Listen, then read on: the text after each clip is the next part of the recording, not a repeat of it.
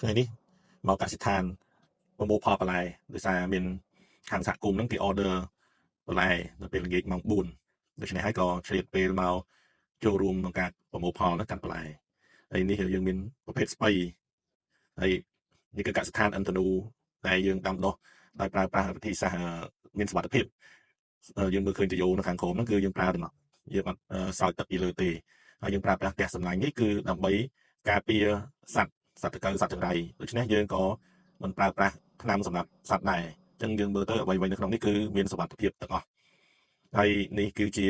កន្លែងសម្អាតបន្លែជារូងសម្អាតបន្លែយើងបង្កើតមកគឺសម្រាប់យកបន្លែមកហើយយើងកាត់តែងវាឲ្យស្អាតហើយមើលទៅឃើញបន្លែច្រើនណាស់មានស្លឹកខ្លះវាចាស់ឬអីចឹងយើងកាត់វាចេញហើយអាស្លឹកដែលយើងកាត់ចេញហ្នឹងគឺយើងយកទៅចិញ្ចឹមសត្វក្រួចនិងចិញ្ចឹមសត្វត្រី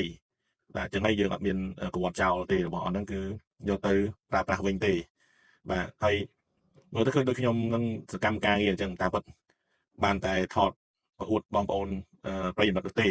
មែនតើខ្ញុំថ្ងៃនេះយក AI ខ្ញុំនេះ AI ខ្ញុំនឹងយក AI ខ្ញុំមកធ្វើការបើសិនចុងសប្តាហ៍ប្រិយមិត្តអបសុកមិនដឹងទៅលេងឯណាអាចមកលេងកសិដ្ឋានឥន្ទនូខ្ញុំបាន